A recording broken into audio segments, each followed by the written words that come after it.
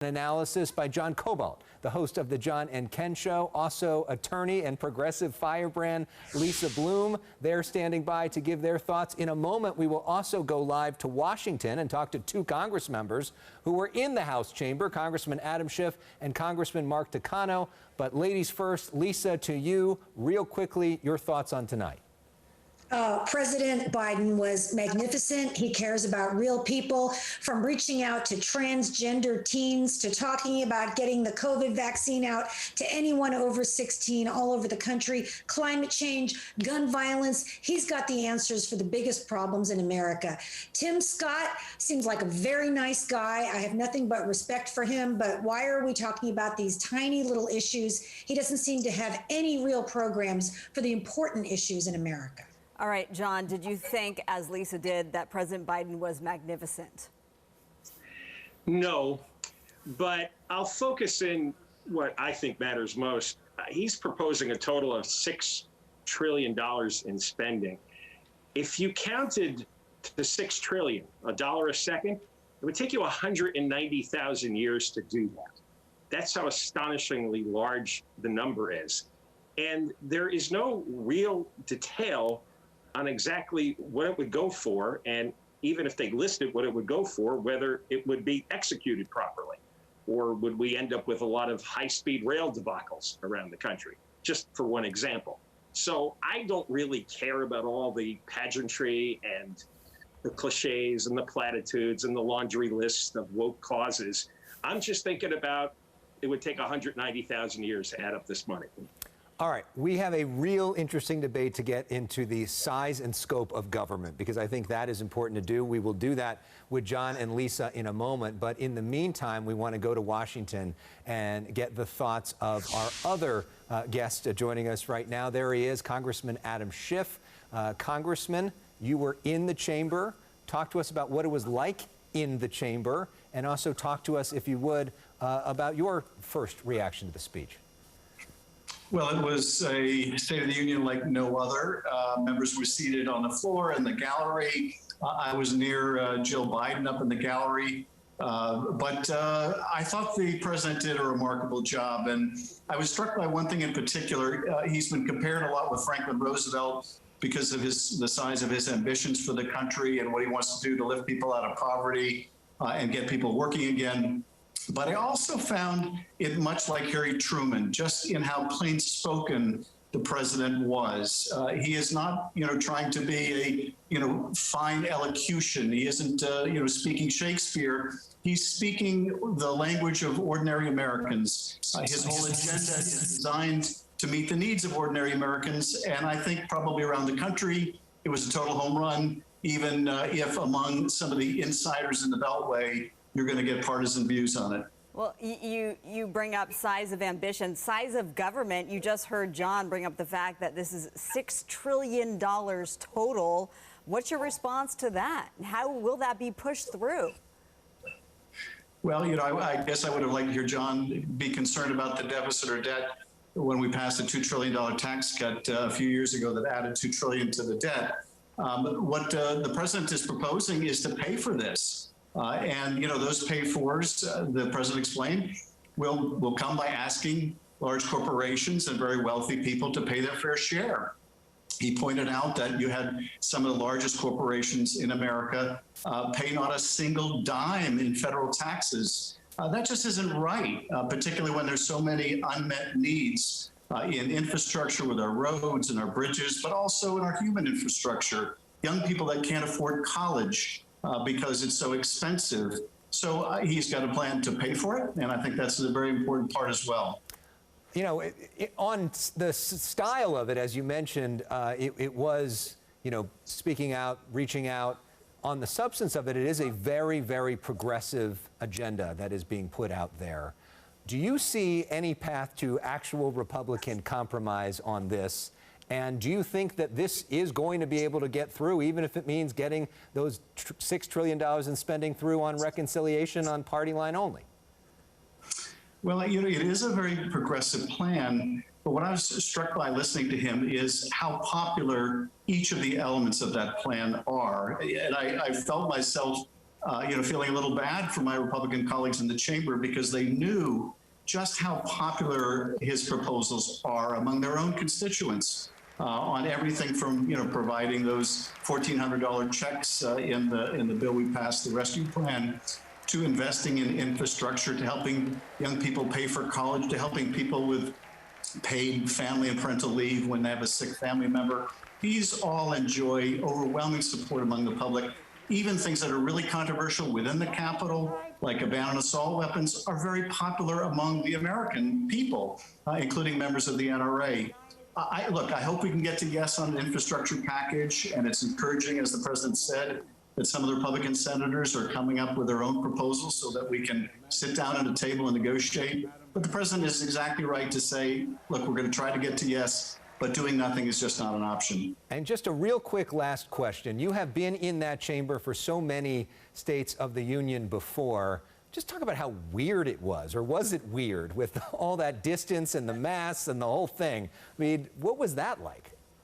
It is very strange. This whole pandemic year has been very strange, but to sit so far apart from each other, to be watching the State of the Union from the gallery, I've never had that experience before. Not to be able to walk on the House floor and say hello to the senators and the cabinet members and the justices. Really, for me, that's part of the fun of the State of the Union is having that opportunity. So it was different, but I'm glad nonetheless that we were able to do it. And it does feel like we are getting back to some sense of normalcy. Well, we know that 300 members of Congress didn't even get the invite, so you got to at least be inside the room. Congressman, thank you so much, and nice to see you. Thank you, Congressman. Thank you. All right, let's bring back our panelists, Lisa Bloom and John Kobylt. Lisa, I'm going to get your reaction as a female, the significance of having two females behind the president, very first time in history. You know what, Marla, I don't often get choked up, but I've been watching these things since I was a little girl for 50 years. It's always been a bunch of old white guys with the exception of Obama. And to see two women up there who are not only women, but women who believe in the things that I believe in and who are strong and who are brave and who are smart and who are great role models for our daughters. That was a very exciting, big day for me. Yeah, and California women as well. Yeah. Lisa, but I want to get into the debate of what John brought up. I want you to respond to what he said. This idea of $6 trillion in spending, and maybe also the idea that there haven't been a lot of examples recently of government necessarily spending money well.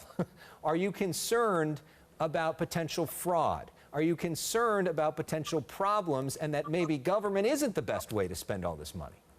Well, of course, I'm always concerned about fraud, and that's a legitimate point. But government has actually just spent a lot of money, and we've all gotten something out of it, which is the COVID vaccines. So President Trump, it's true, had Operation Warp Speed, and that got vaccines researched, developed, and approved. But he had months and months to get a distribution system ready to go, and he didn't. He said he would get 20 million vaccines in arms by the end of 2020. He fell far short of that.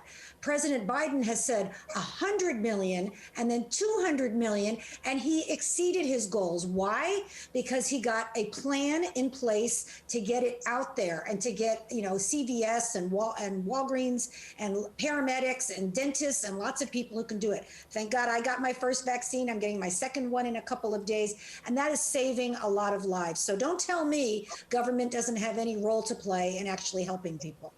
John, I want to ask you if you noticed that President Biden called what's happening environmentally as a climate crisis, but on the border, he did not refer to it as a crisis. Well, he's playing partisan games. That's what everybody does. Nobody wants to accurately and truthfully describe what's going on when it comes to any issue. The climate crisis, I go with Bjorn Lomborg. He's from the Copenhagen Consensus. He believes in climate change, and he says if every country does everything they promise in the Paris Accords, by the year 2100, you'll have the temperature being lowered by 8 1/1000ths of a degree. In other words, it's not going to make a difference. So there's a lot of posturing and speech making, His idea is we have to innovate our way out of this. We have to use our technological genius around the world to come up with ways to reduce the carbon output and maybe suck the carbon out of the air. But to sit here and pretend, that if John Kerry flies to Paris, something dramatic is going to happen.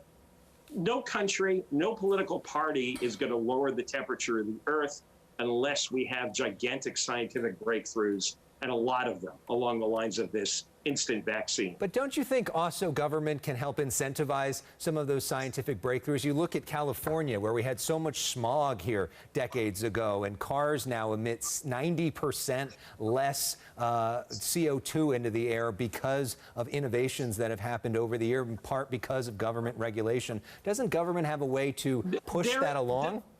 There is a role in government. There's a role for government to be a limited partner and provide some financing and some incentives and all that. That is a long way from justifying $6 trillion of spending. And all these bills are black boxes. And you know what's going to happen. They're going to write a 2,000 or 3,000 page bill. No one's going to read it. They're all going to vote on it and jam it through. And then they're going to look in the box and see what's in there. And then you have to go through the implementation process. And I don't want to get repetitive, but it's not the only thing. But I mean, high-speed rail is a great example of that. The history of that over the last 13 years is preposterous. And there's a lot of that goes on. You've got the unemployment department here in California has blown through $30 billion, giving money to criminals, gang members, Scott Peterson, fraudsters around the world. I mean, let's not pretend that these departments know what they're doing when they get the money. They can't even transfer a debit card to a million Californians. Go ahead, Lisa. The Republicans are the party of no. I mean, the Republicans would just throw up their hands and say, well, there's problems. I'm not a Republican. There's fraud. There's fraud. And that's true. But we have real problems. We have a climate crisis that is going to devastate the lives of our children and grandchildren. We can't just hope and pray that there's going to be a technological solution. You didn't hear a single word about climate crisis, and it is a crisis, from Tim Scott, as if just hoping it away, it'll somehow go away. Because there's you didn't nothing, hear about child poverty, unless we revert back to 17th century living. There's thoughts nothing and prayers. anyone What can we do did about hear it. from Tim Scott was a nice prayer from the Bible, and how his single mother used to Tim pray Scott. for I don't him. care about Tim Scott. Thoughts and prayers have You not solved cannot our do problems. anything about the We need climate concrete unless you go solutions, back to the way and that's we what lived in the Biden is getting through 1800s. with the help of the Democrats. Okay, I want to get your reaction, though, Lisa. The fact that President Biden brought up the fact that Kamala Harris, our vice president, is in charge of the border. That is her assignment. And what do you make of the fact that she hasn't gone to the border? Well, she should go to the border, but this is a big problem, and this is a tough problem to solve. And this is a problem that's been there for this president, for the prior president, for prior presidents before that. And it's a bigger problem than just the problem at the border. Listen, we have to go, as President Biden said, to the countries, and primarily in Central America, and help with the root issues that's causing devastated people to come here. We also have to have compassion for the migrants. If I lived in those countries and I had children and it was that level of gang violence and economic devastation, I would take my kids and try to get to the United States too. And so would any decent parent. So we have to approach this with compassion, kindness, and better policies. All right, as we wrap things up, I want to go to each of you really quick, and if you can give me maybe 20, 30 seconds or so. We're approaching the 100-day mark on the Biden administration so far. Your assessment 100 days in. Lisa, let's start with you.